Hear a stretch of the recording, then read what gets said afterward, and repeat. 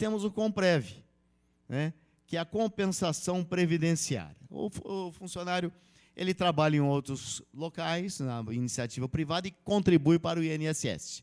Né? Aí ele faz um concurso público e entra no serviço público.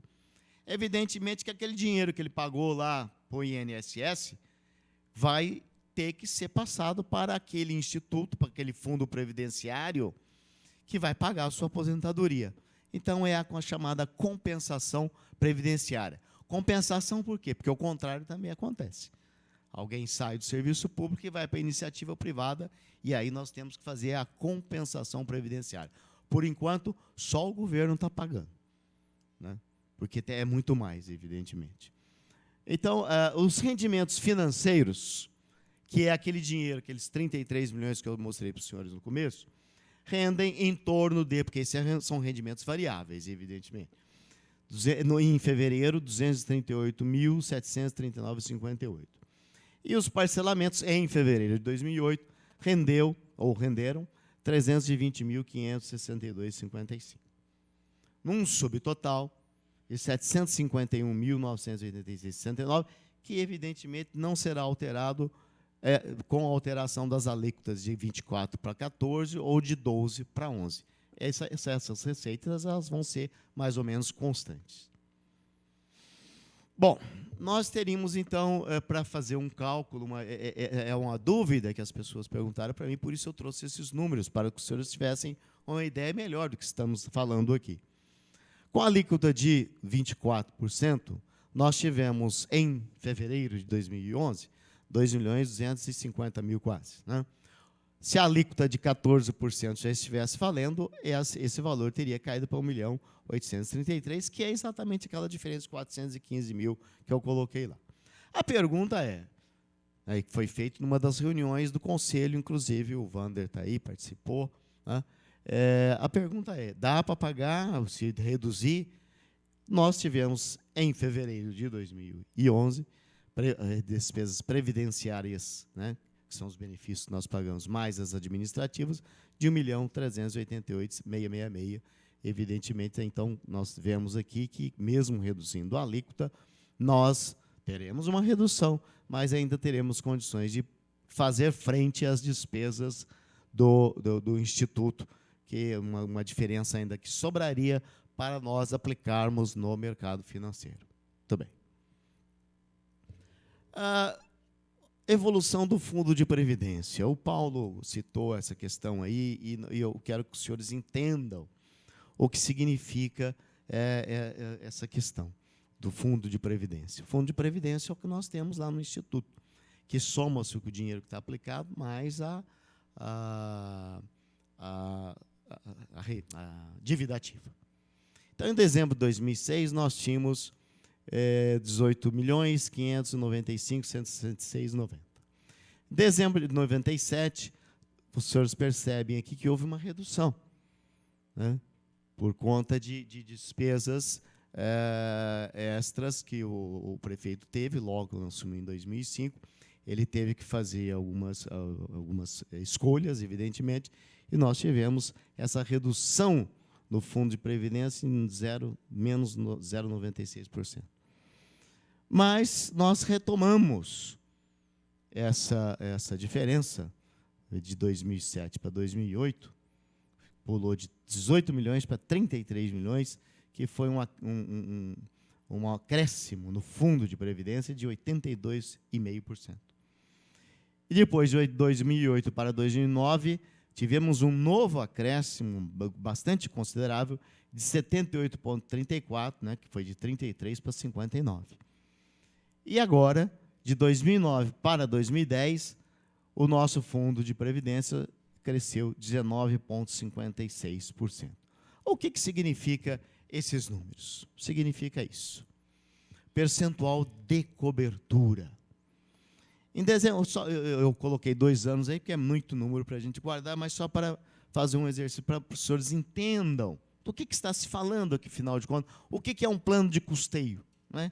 Plano de custeio é o plano que vai colocar o dinheiro para a chamada provisão matemática, aquele dinheiro que eu falei que nós temos que ter, né, aquela gavetinha de cada um dos senhores servidores públicos. Então, se em dezembro de 2009 a provisão matemática era de 306.769.151, segundo o estudo atuarial, né, nós tínhamos um patrimônio de apenas 59.951, nós tínhamos um percentual de cobertura de 19,54. Se você tira isso disso, você tem o chamado passivo atuarial, o déficit atuarial, né, que é um dinheiro que está faltando lá para o futuro, para 35 anos. Em dezembro de 2010, para uma provisão matemática, ou seja, o estudo atuarial faz um cálculo, né, fala, ó, vai precisar ter, ou teria que ter, 315 milhões. Quanto tem? Tem 71 milhões. Qual que é o percentual de cobertura? 22,72%. Então, desde 2005, 2006, quando nós assumimos, quando eu assumi, esse percentual de cobertura era apenas 5%. Nós ampliamos esse percentual de cobertura, agora para 22,72%. Posso terminar? Pode só para concluir, porque acho que essa é a última coisa mesmo.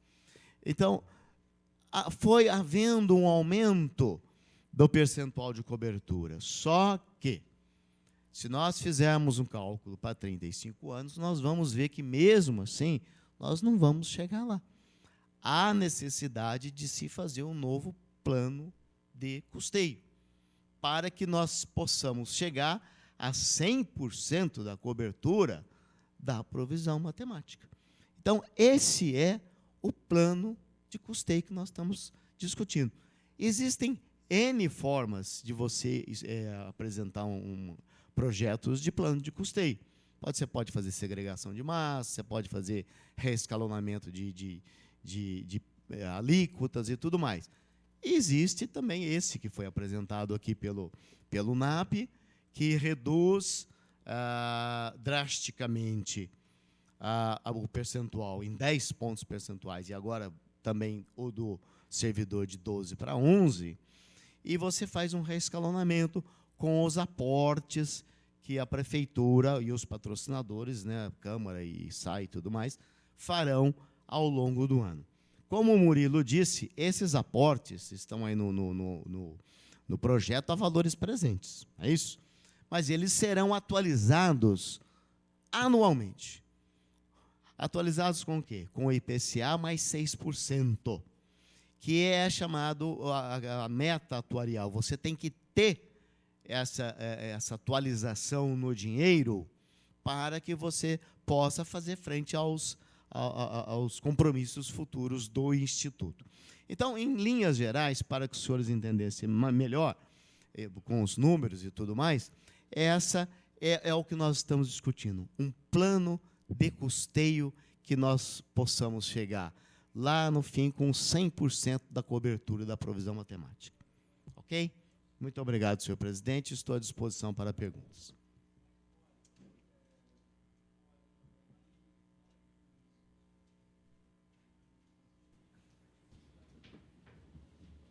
Bom, falado o Instituto, o sindicato e o autor do projeto, está aberto à discussão. Os vereadores que quiserem fazer perguntas.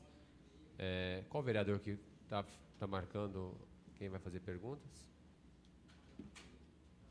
Com a palavra, o vereador Guilherme Ávila. Bom, tem algumas considerações para serem feitas, até complementando. Vossa Excelência vai perguntar para o Paulo. Para o Paulo, para a firma.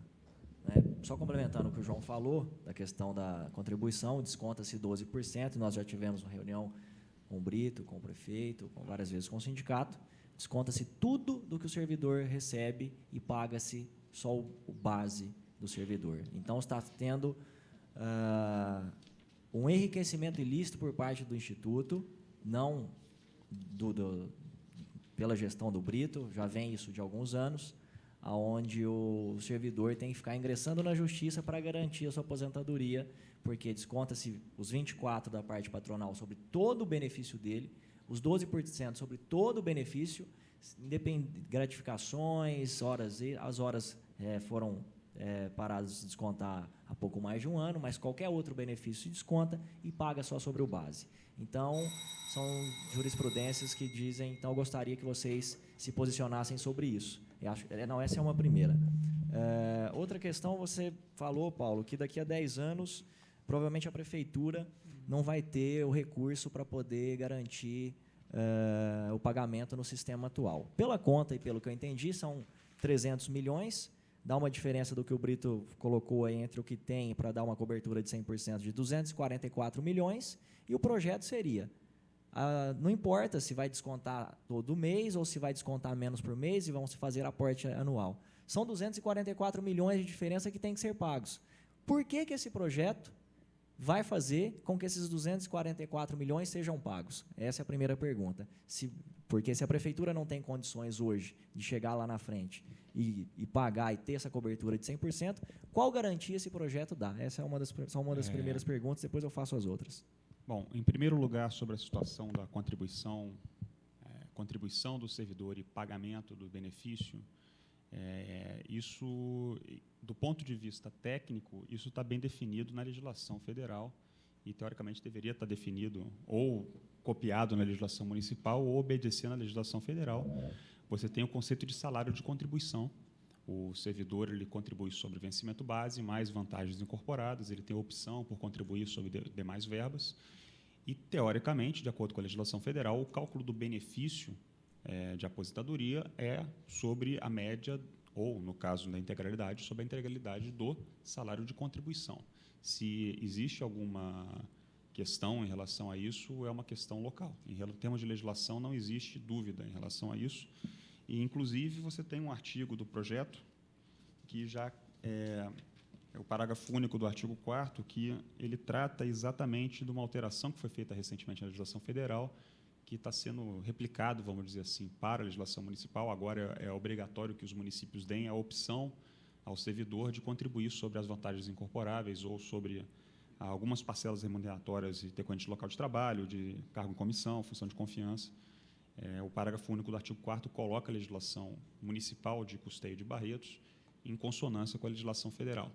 Uma coisa que é muito importante destacar em termos de legislação, principalmente de benefício, é que o município ele é muito engessado em relação a isso, porque os benefícios previdenciários, não só quais benefícios, mas forma de cálculo e critérios, a maior parte é definido no artigo 40 da Constituição Federal. Então, o município ele não tem nenhum tipo de opção em termos de como que ele vai fazer a concessão do benefício, ou como calcular benefício, ou até mesmo que tipo de benefício conceder. É matéria constitucional e, se for feito de forma diferente do que está definido na Constituição, está errado. Inclusive, independente do que os senhores vereadores, não só de vocês, qualquer Câmara de Vereador no Brasil passar, se tiver contra a Constituição, está errado e não tem valor. Só para acrescentar também, que é muito comum, as pessoas, até por desconhecimento do assunto, fazem um comparativo com os fundos de pensão, né?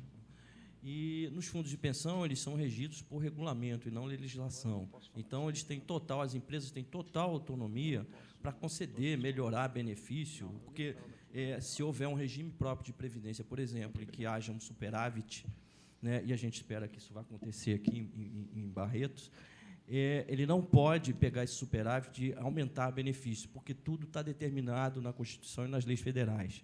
Entendeu? Então, tem que se fazer esse esclarecimento, porque é muito comum essa comparação, mas são dois regimes totalmente diferentes e regidos por instrumentos legais totalmente diferentes. Tá? E o segundo ponto, quando eu mencionei que a prefeitura não teria condição, creio que tem havido um engano em relação ao que eu disse. Quem não vai ter condição de pagar, que eu estava dizendo, é o Instituto de Previdência, dentro das receitas que estão previstas em lei hoje.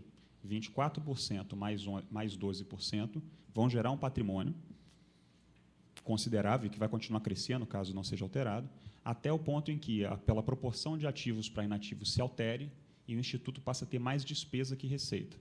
Com isso, o Instituto vai passar a utilizar seu patrimônio, que está aí para isso, para pagar benefícios, para pagar os benefícios. Entretanto, como existe um déficit atuarial apontado, o patrimônio que será acumulado pelo Instituto ao longo dos anos não será suficiente para cobrir plenamente todas as aposentadorias até o final até a extinção do último benefício que vai ser pago ao último pensionista do falecimento do servidor ativo, que hoje é o mais jovem de todos. E por aí vai. Então, não é que a prefeitura não terá condições de pagar, é que o Instituto de Previdência, a partir de um determinado momento, em um prazo relativamente curto, não daqui a 1 ano ou 2, mas daqui a 5, 10 anos, o cálculo atuarial ele não é tão preciso a esse ponto, porque nós somos muito pessimistas nessa relação. Então, eu falo que é 5, mas, na verdade, provavelmente, na realidade, acaba sendo um pouco mais por conta de alterações que ocorrem naturalmente. Mas o que acontece quando eu digo que existe déficit e que a provisão matemática não está plenamente coberta, não é uma inferência relativa à capacidade de pagamento da prefeitura. É uma inferência dizendo que a legislação de custeio atual não gera recurso suficiente para poder cobrir 100% das obrigações futuras. Ou seja, na legislação atual, não existe receita prevista para pagar plenamente a despesa. Isso gera o problema, que é o seguinte: na contabilidade oficial, de acordo com a portaria 916 do Ministério da Previdência, você não pode contabilizar receita futura do Instituto de Previdência, a não ser que exista um instrumento legal determinando exatamente como se dará essa despesa. Então, hoje, eu não sei, Brito, como é que as provisões matemáticas estão lançadas na contabilidade, mas provavelmente vai estar aparecendo um passivo de 200, 300 milhões de reais na contabilização da prefeitura, que acaba sendo refletido no balanço consolidado da prefeitura como um todo. E provavelmente deve ter um passivo real a descoberto, a não ser que a prefeitura de Barretos tenha ativos monumentais que não estão utilizados, contabilizados, e provavelmente a prefeitura municipal de Barretos apresenta um passivo real a descoberto da ordem do déficit atuarial do Instituto de Previdência. Então, independente da forma como se é dado o equacionamento desse déficit atuarial, do ponto de vista de gestão, é interessante para uma prefeitura estabelecer em lei os critérios exatos em como esse déficit futuro, essa provisão matemática, vai estar coberta. Independente, aqui eu não estou mencionando, eu não estou fazendo juízo de valor em relação à capacidade da prefeitura estar cumprindo essa obrigação em longo prazo. Obviamente, a gente faz esse estudo, a gente tenta fazer com que a curva de progressão das despesas da prefeitura também acompanhe mais ou menos uma projeção da receita corrente líquida do município, para não estourar. Obviamente, em alguns casos não é possível, porque a despesa já é muito, muito grande, mas, em momento nenhum, a gente está considerando, quando eu falei da questão dos 10 anos, que a prefeitura não vai pagar, é que não existe receita prevista em lei hoje para cobrir isso. Em relação, já me adiantando talvez um pouco à questão da capacidade da prefeitura, a gente faz um cálculo, sim, em relação à capacidade de pagamento futura da prefeitura. A gente totaliza, dentro das nossas projeções atuariais, a gente faz uma estimativa de quanto que vai ser a parcela que a prefeitura vai pagar, não só em termos globais, mas projetado ano a ano. Eu somo contribuições patronais, eu somo as complementações que a prefeitura vai ter que fazer, ou de acordo com o projeto, ou, no caso de uma avaliação que não tenha projeto, de acordo com a lei de custeio atual, tem que contar parcelamentos. E a gente, quando vai fazer um modelo e apresentar um modelo como esse, a gente tenta fazer com que a curva de despesa, essa curva total de despesa da prefeitura, não ultrapasse um percentual de aproximadamente 20%, às vezes até menos, dependendo do local. Na média, 12%. Da receita. O problema do 12% é que muito município, hoje, com 12%, não consegue pagar plenamente o financiamento. No caso de Barretos, sinceramente, no momento, não me recordo exatamente o percentual, mas, independente do percentual correto, exato, na verdade, a gente tenta modular exatamente esse aporte adicional e a própria questão dos 14%, ou 24%, ou menos, de forma que seja uma curva, não só uma curva que esteja dentro da capacidade dessa faixa de 15% a 20%, no máximo, estourando, da receita corrente líquida, e a gente faz isso sem nenhum tipo de projeção, sem nenhum crescimento real, presumindo que a receita corrente líquida do município vai permanecer somente sendo corrigida pela inflação e não nenhum crescimento nem decrescimento real da economia local. E, além disso, a gente tenta fazer com que essa curva não tenha nenhum sobressalto, isso é, não tenha nenhum momento em que a prefeitura está pagando pouco e, de repente, de um ano para o outro, passa a pagar muito, que é um dos maiores problemas do plano de custeio, que não tem equilíbrio. Você não tem previsão de pagamento. Se você está pagando 12,24 com déficit, vai chegar num determinado momento em que o Instituto de Previdência começa a bancar a diferença toda mensal através do seu patrimônio. Então, a prefeitura vai estar lá com aquela despesa nivelada em 24%. Acontece que a despesa real da Previdência é muito maior que 24%, porque o patrimônio do IPMB está bancando a diferença. No dia que o patrimônio do IPMB chegar a zero, a despesa da prefeitura vai saltar de 24% para 24% mais a complementação que estava fazendo no dia anterior. Então, você cria aquela figura que normalmente é mencionada de bomba-relógio. Não é por malícia, não é por uma questão de... pela questão natureza do próprio sistema. O sistema deficitário ele cria essa bomba-relógio, por quê? Você monta um monte de patrimônio e, o dia que esse patrimônio acaba, a despesa da prefeitura salta do nível que tiver determinado, seja ele 12%, 24%, 14%, para o tanto quanto seja necessário para bancar todas as aposentadorias. E, obviamente, a gente não trabalha com o cenário de uma prefeitura que não vá pagar uma aposentadoria. A prefeitura vai deixar de pagar fornecedor, mas provavelmente ela não vai pagar um aposentado ou pensionista. Então, outro, vamos dizer assim, objetivo dessa modelagem de fazer aportes crescentes e acompanhando a curva de despesas do Instituto é exatamente fazer com que a despesa da prefeitura com a manutenção do sistema cresça gradualmente e não tenha esse sobressalto súbito. Na verdade, se você for pensar do ponto de vista de prefeitura em termos de economia máxima possível, em curto e médio prazo, o sistema, do jeito que está, ele é até melhor, porque em 5 anos o valor do aporte previsto na lei provavelmente já irá superar os 24%. Que estão previstos em alíquota. Então, talvez, em 1 ou 2 anos, você realmente tenha uma economia efetiva para a prefeitura, mas, em curto e médio prazo, na prática, você talvez tenha até uma despesa maior da prefeitura do que no plano atual. A diferença é que esse crescimento da despesa da prefeitura se dará de forma planejada, e a prefeitura já sabe, de antemão, previsto em lei, quanto que ela vai ter que pagar no próximo exercício e no exercício subsequente, de forma que não gere essa figura dessa bomba-relógio, que é uma despesa súbita, um aumento súbito de despesa, que surja de uma lei que já existe, inesperada ou não planejada. Só para concluir, porque está aqui na sequência, essa garantia da contribuição do pagamento que é o complicado. Porque hoje você diz que talvez ela não saiba, mas sabe que vai pagar 24%. O ano que vem, se tiver uma inflação de 5%, vai ser repassado isso sobre a folha, é 24% sobre a folha de hoje, mais 5%. Então, ela tem como prever isso aí para os próximos 10 anos.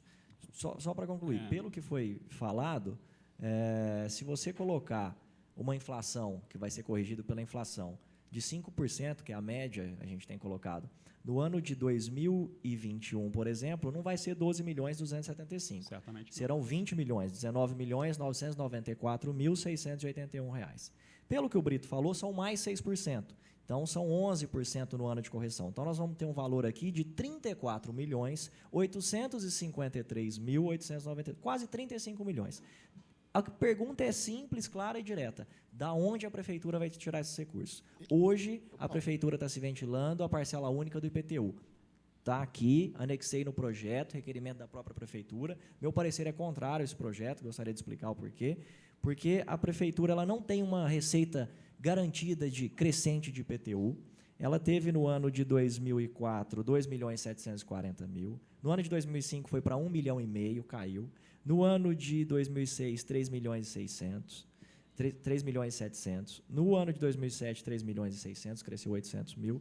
E para o outro ano, mais 800.000. Se a gente conseguir colocar um aumento de receita de 1 milhão ao ano na parcela única do IPTU, nós vamos chegar, se for só os 5%, com uma diferença de 6 milhões para a parcela única, isso no ano de 2021. Se a gente colocar os 5% de inflação mais os 6% de correção, nós vamos ter uma diferença aí de 20 milhões que a prefeitura não tem como pagar.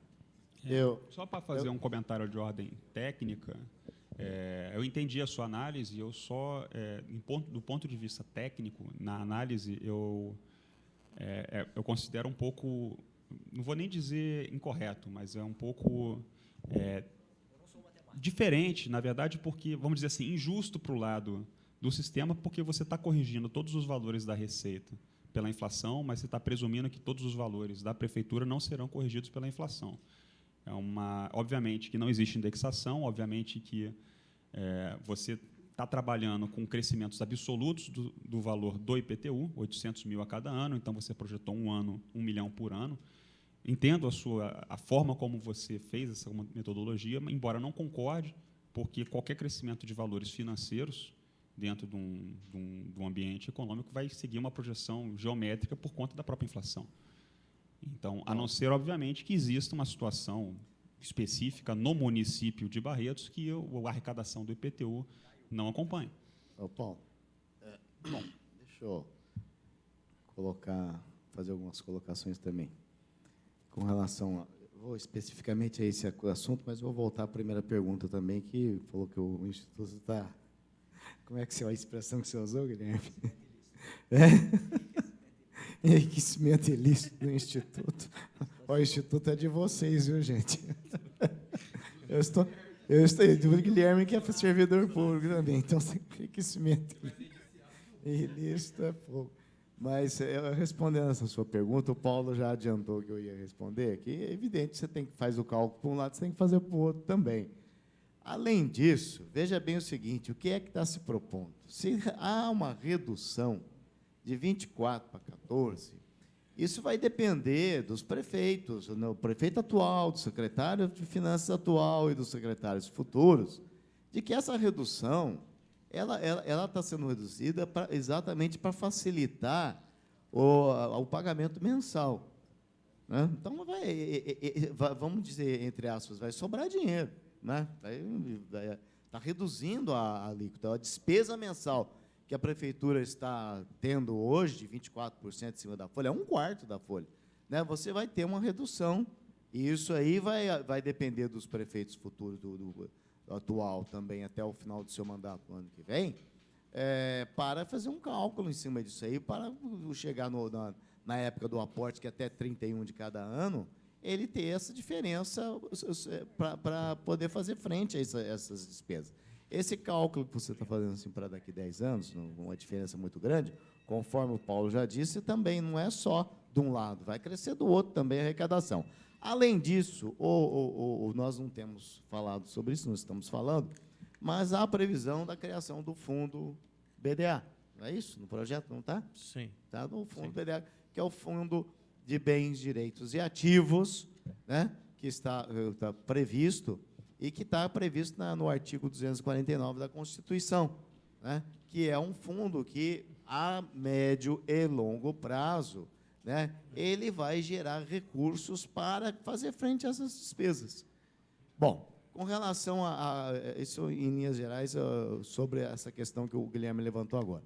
Mas, com relação àquela outra questão que não está em discussão aqui, mas já que o Guilherme levantou, e disse que o Instituto está tendo esse enriquecimento ilícito, não é verdade.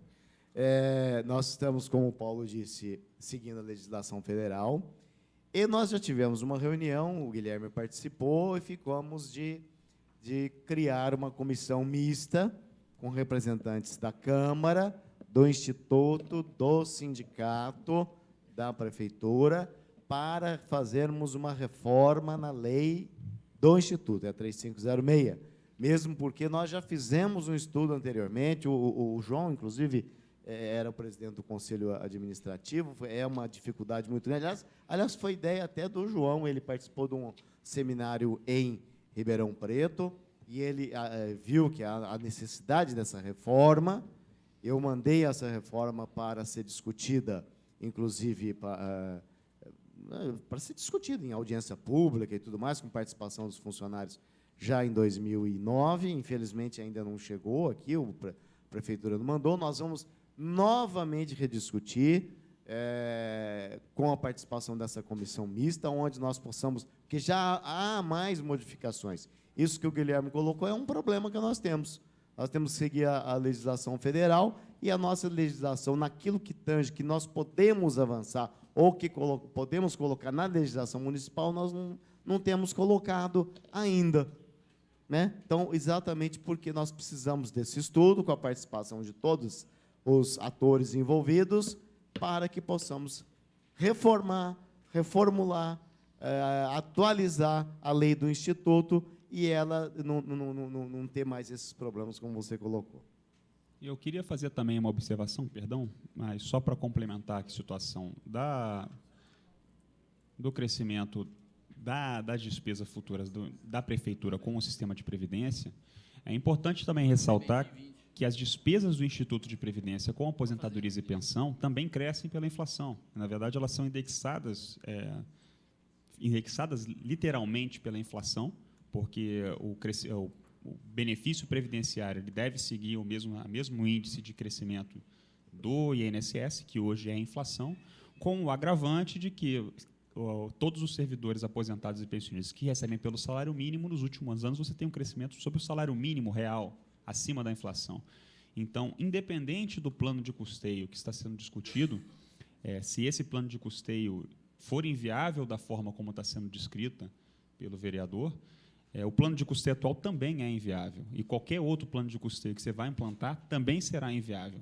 Então, eu não estou fazendo nenhuma mágica para desaparecer com despesa. A despesa está aí, ela vai crescer pela inflação, e você hoje tem uma folha de aproximadamente 1 milhão de aposentados e pensionistas para uma folha de 3 milhões, 4 milhões quase, se não me engano, de ativos, até mais hoje.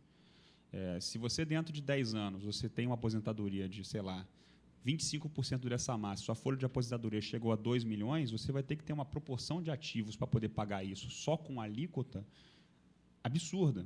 E pela perspectiva que o presidente do sindicato falou, vocês não estão fazendo concurso público, e a tendência de serviço público no Brasil, com a melhoria da produtividade e da própria informatização, é você realmente não necessitar de tantos servidores públicos quanto você estava no passado. Então, independente da análise se esse plano de custeio é inviável para a Prefeitura, provavelmente a maior parte dos planos de custeio que venham a ser bolados também serão inviáveis pela Prefeitura, e aí cabe à Prefeitura, na verdade, não estar discutindo o planejamento de como vai ser feito o pagamento, mas sim discutindo como vai fazer para poder gerar receita para poder cumprir o plano de custeio, independente de qual ele seja. É uma questão estrutural do sistema.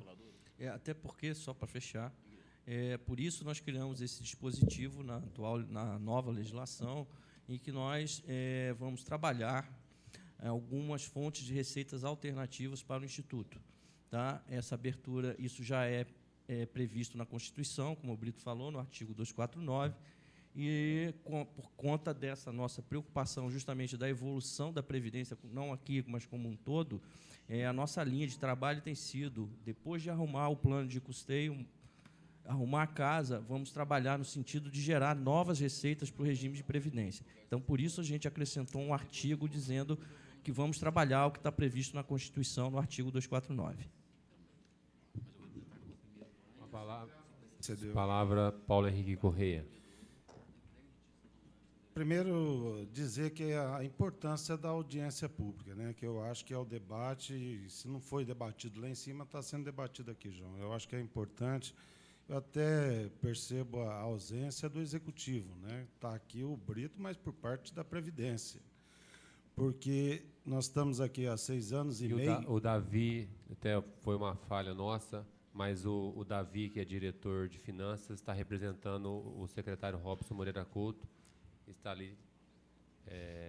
Para participar da mesa. Tem participado da mesa. Porque nesses 6 anos e meio que nós estamos aqui, todo ano tem uma situação com a Previdência. Ou é aumento de alíquota, é parcelamento, e, na verdade, a gente vê ao longo desse tempo aí, a Previdência numa situação difícil, a projeção a longo prazo.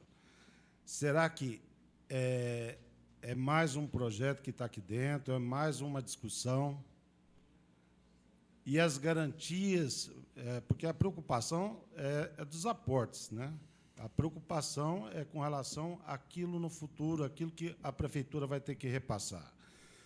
Até a questão da contribuição diminuindo para 14, não é possível que vai chegar projeto na Câmara para poder pedir parcelamento. Isso é o fim do mundo também. Mas quais as garantias, embora já foi feito, embora esteja no projeto as garantias com relação aos impostos, mas nós já temos aí 3 financiamentos, como você demonstrou, Biro. Como você demonstrou, 3 financiamentos. O que representa o valor total da dívida desses 3 financiamentos? É a dívida ativa, que eu mostrei. 30, 39.210.900, isso em 31 de dezembro de 2010. É o balanço que deve ter vindo. que o parcelamento de 320 mil por mês. Não, exatamente. Isso São 12 parcelas no ano. Só aí tem um comprometimento da Receita do município de 12 vezes 320 mil reais. Isso. Tem mais os aportes e tem mais a contribuição. Isso tem de qualquer forma, viu, Paulo? Na verdade, nós temos que considerar... Não teria que ter. Se fosse teria feito que o ter de uma pagamento forma por ou de lei, se tivesse o pagamento por lei, não teria parcelamento, não teria refinanciamento e não teria também a questão de segurar as receitas do município. A preocupação, mais uma vez, é com relação aos aportes, se a prefeitura amanhã ou depois vai ter condições de estar suportando na verdade, esse recurso anual. Como você disse, talvez o Robinho ele teve um compromisso hoje, né, em Belo Horizonte, parece, com o prefeito, e não pôde estar aqui, que evidentemente seria a argumentação que ele utiliza no sentido de que realmente fica depois de certo ponto, vocês podem ver que normalmente os parcelamentos lá no final do ano, porque a prefeitura chega num ponto não tem mais a capacidade de fazer os repasses. Isso é uma questão da prefeitura lá, que eu não vou entrar na seara ali, mas é a argumentação que o secretário de Finanças normalmente utiliza. Então, o plano de custeio, como é colocado, ele é colocado de determinada forma que reduz e facilita para a prefeitura, né, esses aportes, para não acontecer exatamente isso, porque hoje nós temos um problema sério com relação aos parcelamentos. Quem parcela a dívida sabe, tem um custo alto. Para o Instituto, eu vi, Guilherme, não é enriquecimento ilícito, não, mas para o Instituto, senhores servidores públicos municipais, é um bom negócio o parcelamento, porque acaba sendo um bom negócio. Essa Desde dívida, que receba, né, Brito? Não, está recebendo, está em dia, está em dia, não, está em dia. Isso aí não tem nem como não pagar. Está em dia, a prefeitura está em dia. Brito, mas chega no final do ano, eu tem tô mais falando um pedido aqui para poder parcelar. Eu estou falando que para o Instituto acaba sendo um bom, é um péssimo negócio para quem deve. Para a prefeitura, e nós temos que... Ela paga juros, ela paga uma série de coisas, e multa. A multa hoje está na nossa lei, é de 10% em cima do valor. É uma multa leonina, é uma coisa que, na reforma, nós estamos propondo para reduzir para 2%, exatamente porque era da época da inflação alta e tudo mais. Então, para a prefeitura, e nós temos que nos preocupar, como cidadãos, com a questão da prefeitura, dos cofres públicos, é evidente, nós temos que preocupar. Não podemos, assim, enquanto servidores, enquanto gestor do regime próprio de previdência, falar, não, para o Instituto tá bom, ó, caramba. Nós temos que preocupar com o todo, com o município em si. Então, é um péssimo negócio o parcelamento para a prefeitura. Para o Instituto, às vezes o pessoal fala, o Instituto... Não, o Instituto está sendo um bom negócio, mas péssimo para a prefeitura. E a prefeitura, evidentemente, não faria isso se não pudesse, se pudesse pagar em dia e tudo mais.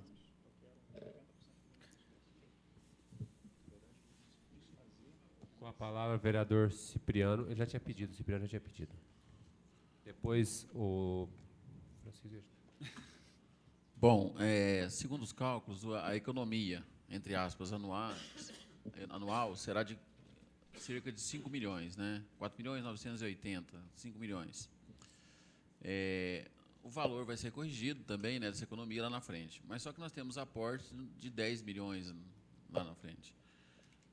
Conforme foi dito, o artigo 249 da Constituição Federal dá o direito, né, de poder fazer, constituir por bens o patrimônio do Instituto. Perfeito. A prefeitura, então, num determinado momento, ela teria que passar, vamos supor, 10 milhões. Ela tem um imóvel que vale 5 milhões. Ela pode repassar esse imóvel? Você não pode dar qualquer bem ou qualquer ativo da prefeitura como dação em pagamento, substituir recursos que têm ingressado no Instituto. O que a gente está procurando com esse dispositivo, na verdade, é fazemos um levantamento de bens, direitos, como está dizendo na Constituição, e ver qual é o potencial deles de gerar recursos, não apenas a própria realização daquele ativo. Pegar um imóvel e jogar para dentro do instituto, dizer, abate aqui da minha contribuição. Isso não pode ser feito. Um exemplo seria, por exemplo, a prefeitura vai desapropriar um local que tem várias casas, essas casas passam para o Instituto de Previdência, essa casa vai gerar recursos que pode ser repassada para o próprio funcionário público municipal. Você pode ter um projeto desse pode, tipo. Esse projeto, essa é a ideia. Vamos sim, isso é uma linha de trabalho. Vou lhe dar um outro exemplo, que isso daí, na verdade, você pode fazer um plano de financiamento de casa para o servidor, por exemplo, até para a população. Você tem um projeto, tem o terreno, tem tudo, e você pode captar recursos para a execução disso junto à iniciativa privada. Isso. Tá certo? Então, isso é uma linha. Isso vai gerar uma nova receita para o Instituto.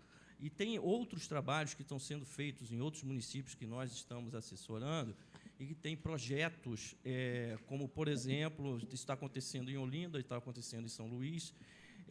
Tem um projeto de uma construção de uma usina para aproveitamento do lixo, para gerar energia a partir do lixo, que é um projeto nosso lá da universidade. E esse terreno é do Instituto. Essa usina, ele já vai entrar, o Instituto de Previdência, como cotista do projeto, porque ele está dando o terreno. E tudo que for conseguido de receita através desse empreendimento vai ajudar a pagar a conta da Previdência. Então, é um recurso extraordinário que nós estamos arrumando, viabilizando um projeto e, paralelamente, nós estamos arrumando uma nova receita para o município. Então, nós estamos gerando uma receita, algo líquido, e não apenas a doação de um imóvel ou qualquer coisa para que seja substituído das obrigações financeiras da Prefeitura. Não é isso. O objetivo, junto da regulamentação desse artigo, deverá prever, se for feito por nós, que qualquer ativo, bem que seja utilizado nesse tipo de substituição, seja acompanhado de uma avaliação financeira séria e de vamos dizer assim, uma avaliação técnica que determine o valor real daquele ativo. Isso já é uma preocupação, inclusive, do Ministério da Previdência. No passado, quando não tinha regulamentação, muitos parcelamentos, inclusive, de não repasse de contribuição previdenciária eram quitados através de dação e pagamento, e a dação e pagamento considerando o valor venal do imóvel. Então, a prefeitura fazia um levantamento imobiliário, determinava um terreno que ninguém tinha muito noção do que serve aquele terreno, se aquele terreno realmente vale aquilo que está escrito, mas está inscrito lá na contabilidade como valendo 1 milhão, repassa como se fosse 1 milhão para o Instituto e quita 1 milhão de dívida. Não é assim. O objetivo desse artigo, na verdade, é gerar efetivamente recurso. Você, na verdade, tem um terreno e você tem um projeto de casas populares. Então, você vai fazer as casas populares, capta o recurso, você tem o pagamento das parcelas da quitação daquele imóvel, que gera-se uma receita futura, e essa receita futura, analisando, inclusive, possibilidade de inadimplência, de não pagamento, esse fluxo analisado de forma séria que seria substituído do valor do aporte. E, inclusive, a proposta completa prevê, inclusive, que caso a projeção que for feita desse ativo não atinja o valor, a meta determinada, que qualquer diferença seja, inclusive, reposta, de forma que não haja perdas para o Instituto de Previdência.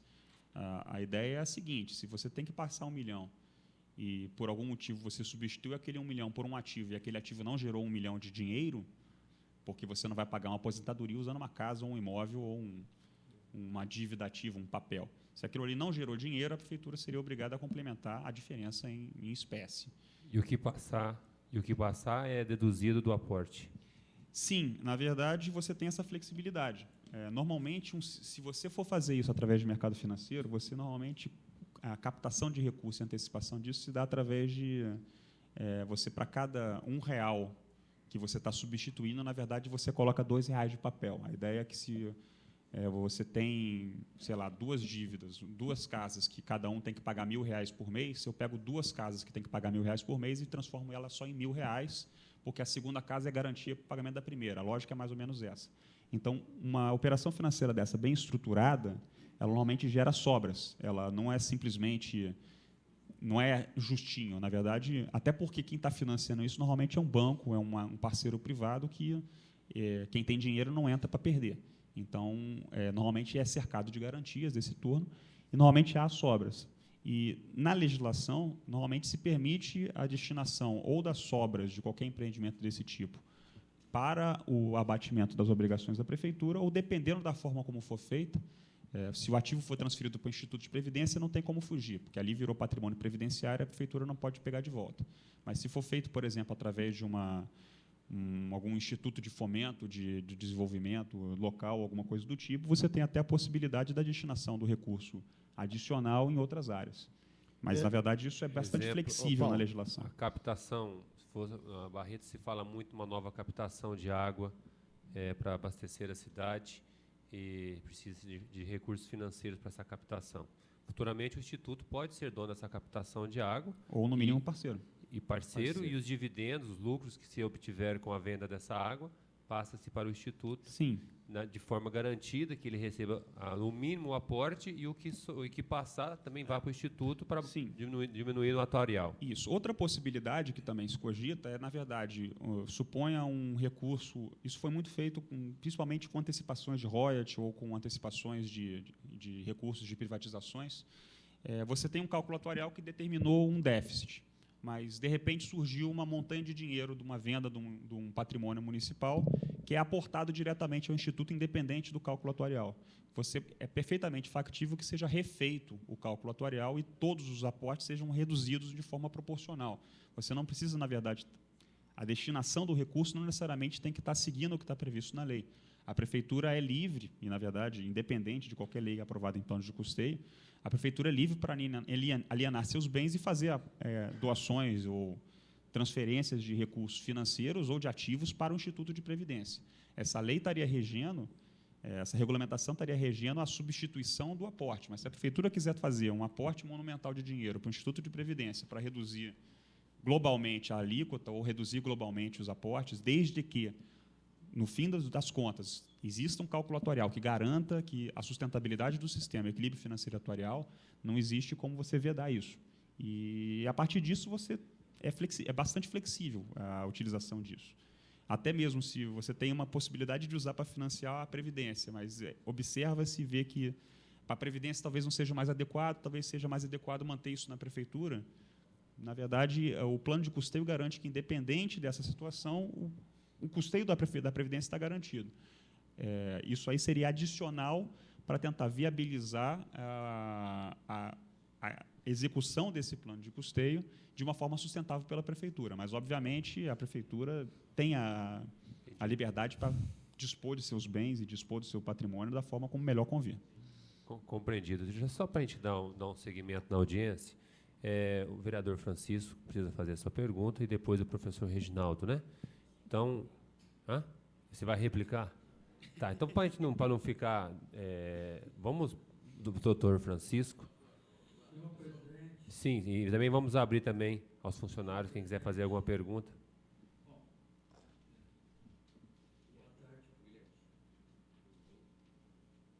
O cerne da discussão aqui é a diminuição de 24 para 14 e aportes a partir do ano que vem. Primeira coisa. E o aporte desse ano? Por que o ano que vem? Seria interesse da atual administração jogar nas costas dos outros? Primeiro, eu queria lembrar o senhor Brito Dignício, que ele disse que tem que se preocupar com o município. Eu sei, realmente tem que se preocupar com o município, mas eu acho que o senhor Brito, como presidente do Instituto, a primeira preocupação dele deve ser com o servidor e não com o município, tá certo? Que é quem deve levar o calote, o servidor. Então, primeira coisa que eu já não estou entendendo é que não vai ter aporte esse ano. Já começaram a jogar para o ano que vem, porque é o último ano da atual administração, e já joga para as costas dos outros, para o ano que vem não paga também e rola. Ficam se mudando as regras do jogo. A regra está posta, tá certo? Ao invés de recolher o que a administração deve, fica arrumando regra nova para o jogo para não cumprir as regras anteriores. Então, não cumpre as regras estabelecidas e vem aqui arrumar regra nova. E ainda, usando e expondo esse legislativo, que tem de votar para tapar os buracos do executivo que não cumpre as suas obrigações. Tá certo? Então, são coisas que não dá para entender. Não tem mágica. O município não recolhe, tá certo? O município não recolhe o que deve. É isso que está acontecendo. Tá certo? aparecer nem mandar um representante aqui, o município, a atual administração demonstra o descaso que tem com essa discussão. Tá certo? O Instituto hoje, no meu entendimento, é uma bomba que está chiando. E não adianta querer jogar a bomba no colo dos outros ou tirar ela fora de você. Tem que apagar a bomba e tem que resolver isso. Uma outra coisa que eu queria perguntar, se o Paulo Vieira, quem são os beneficiados com a fundação do Instituto? Até porque quem ganha até o teto do INSS era para estar tudo bem com eles. Quem ganha até 3.200 e alguma coisa, era para estar tudo bem. Perdão. Os beneficiados seriam... Nobre vereador Francisco, eu peço que o Davi, que é o diretor financeiro do município de Barretos, que estava presente na audiência pública, se assente dentro da mesa. Se Vossa Excelência quiser fazer alguma pergunta para ele, está à sua disposição.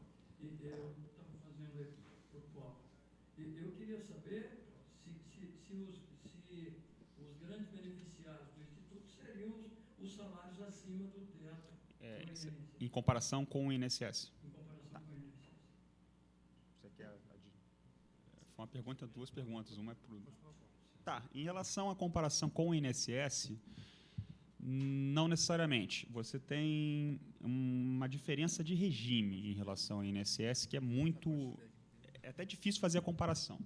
O INSS ele vem junto da CLT. Na verdade, você não pode estar tratando, a partir do regime jurídico único, você não pode estar tratando previdência separado do regime trabalhista. INSS é CLT e regime próprio de previdência é estatutário. Então, você hoje não comporta, a legislação federal não comporta você ter um regime próprio de previdência sendo seletista, e você não pode ser INSS sendo estatutário, salvo algumas exceções de servidores que foram estáveis antes do regime jurídico único, que são poucos. Então, a questão do regime próprio de previdência, da criação do regime próprio de previdência aqui em Barretos, pelo que o Brito me expôs, foi uma questão lá em 92, provavelmente, junto isso já é uma experiência em relação à maior parte dos municípios, o grande beneficiário na criação, em 92, foi, provavelmente, nesse caso, a prefeitura, porque ela pôde continuar deixando de cumprir suas obrigações previdenciárias, lá em 92. Não só aqui, mas como o Brasil inteiro. Na verdade, uma grande vantagem do regime próprio de previdência em comparação ao INSS, em termos de prefeitura, naquela época, é que você não tinha regulamentação e toda a regulamentação local era feita por lei municipal. O presidente do sindicato comentou sobre alíquotas diferenciadas, e França é 8. É possível que a alíquota de contribuição de França seja um resquício de uma alíquota que existia antes das emendas constitucionais de 98 e de 2003. Regime próprio de previdência criado em 92 até 95 normalmente era burla pelos institutos, pelos prefeitos, para poder não pagar INSS, que você tinha que contribuir com 20%, mais 8,5% de FGTS, em vez de fazer 28% de contribuição para o INSS, que teria que ser cobrado em dia, você criava um instituto dentro do seu município, você definia a sua alíquota, você colocava a alíquota de 5%, 6%, 2%, São Paulo, se não me engano, era 2%, mas era porque era uma questão de pensão. Mas você tinha municípios que a alíquota era definida localmente, você jogava a alíquota no chão, desonerava a folha, não tinha que cumprir a sua obrigação e não tinha que se preocupar com o atuarial. Então, inicialmente, em termos de recriação de regime próprio, sim, a questão toda provavelmente não teve nenhum... O pensamento é ganhos financeiros por parte da prefeitura. A partir da criação, da regulamentação do processo, você passou a ter alíquotas mínimas de 11%, embora ainda seja vantajoso em termos de financeiro para a prefeitura, você começa a não ser tão vantajoso assim mais, e você tem vantagens significativas para os servidores também. O servidor do INSS, na verdade, o funcionário seletista vinculado ao INSS, ele está vinculado ao fator previdenciário, então todas as aposentadorias, mesmo abaixo do teto, elas são reduzidas a partir de um cálculo que considera a sua idade e o seu tempo de contribuição, que em alguns fatores ela chega a ser bastante inferior. O exemplo aqui na mesa é a esposa do Murilo, que se aposentou com 55 anos de idade e teve o salário dela reduzido em 40%. Em alguns casos, certamente, dentro do regime próprio de previdência, principalmente para aqueles servidores admitidos até a emenda constitucional do Fernando Henrique de 98, eles têm direito à integralidade, o que não teriam direito dentro do INSS.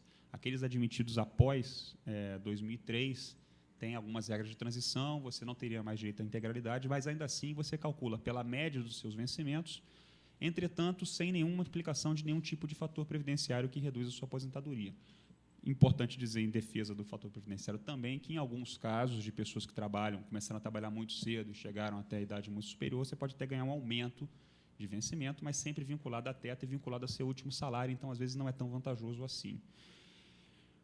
Uma vantagem do INSS em comparação ao regime próprio na verdade, vem da CLT. No INSS e no regime seletista, você tem fundo de garantia. Dentro do regime estatutário, você não tem fundo de garantia. Por outro lado, dentro do regime estatutário, você tem a regra de plano de vencimentos e cargos, que dentro da CLT não necessariamente deveria ser seguida. Na verdade, a negociação dentro da CLT é sindicato patrão. Não tem muita discussão e você não deveria, ou não necessariamente poderia ter uma lei que determina vantagens incorporáveis e vantagens de diversas naturezas, que normalmente só se comporta dentro de um regime estatutário, embora alguns municípios seletistas adotem esse tipo de legislação. Paulo, eu gostaria que Vossa Excelência se atentasse um pouco nos prazos, porque senão vamos esticar muito e não vamos. Muito, né? E mesmo porque nós temos um horário que vocês têm que pegar voo, né? Voo. Bom, de forma geral, você tem diversas vantagens dos dois lados. E é importante, quando você for fazer a análise, não se ater simplesmente ao regime de previdência, mas considerar o regime jurídico como um todo. Se você vai sair do regime próprio de previdência e ir para o INSS, é complicado você fazer isso hoje sem você sair também do regime estatutário. E, além disso, a transição de regime próprio de previdência para a INSS é extremamente custosa para o município, porque você, além de pagar alíquotas muito maiores no INSS por parte como patronal, além disso, você tem todo o passado da contribuição que foi vertida ao regime próprio de previdência, que tem que ser novamente revertida para o INSS. Então, se você está falando que o plano de custeio em vigor hoje é caro, a transição para o INSS é mais cara ainda. Basicamente é isso. Espero que tenha mais ou menos sanado. Mas garantiria os servidores. Vossa Excelência, doutor Francisco, fala no microfone, por favor, para ficar constado em ato. Mas garantiria os servidores. E aqui... Você está migrando. Na verdade, é uma questão de confiança dos dois lados. No INSS, você está vinculado à União. No regime próprio, você está vinculado ao município.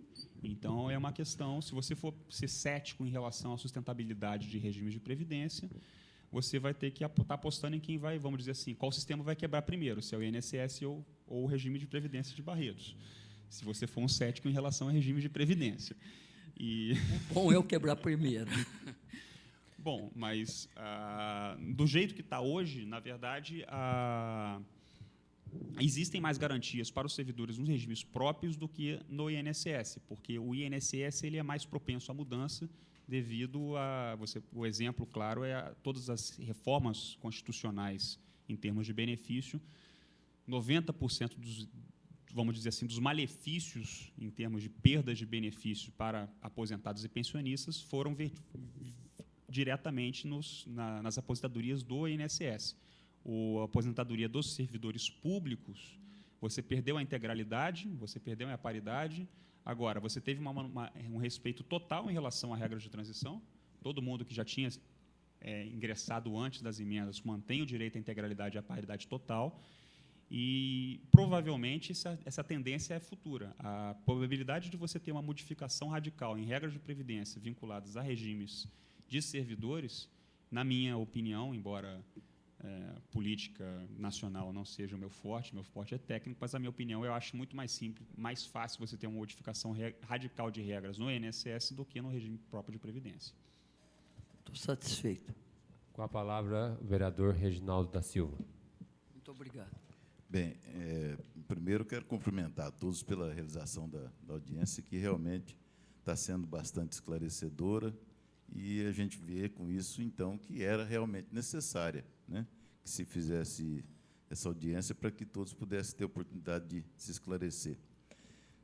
Também gostaria de de fazer coro ao Guilherme com relação à correção do salário de benefícios da prefeitura, né? Eu acho que tem que haver essa paridade entre o salário de contribuição e o salário de benefício. Não há realmente uma justificativa para isso. Fico satisfeito que o presidente Brito já esteja gestionando no sentido de procurar uma forma de viabilizar isso, porque realmente é inadmissível, né? Nós devemos receber na mesma proporção que contribuímos. Também gostaria de provocar um outro assunto, né?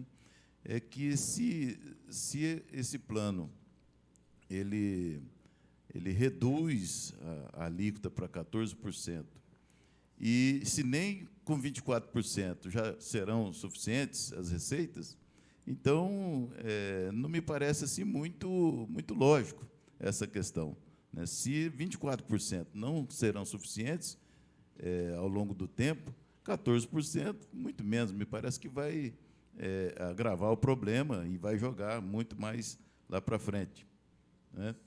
E, em terceiro lugar, também gostaria de provocar essa discussão, porque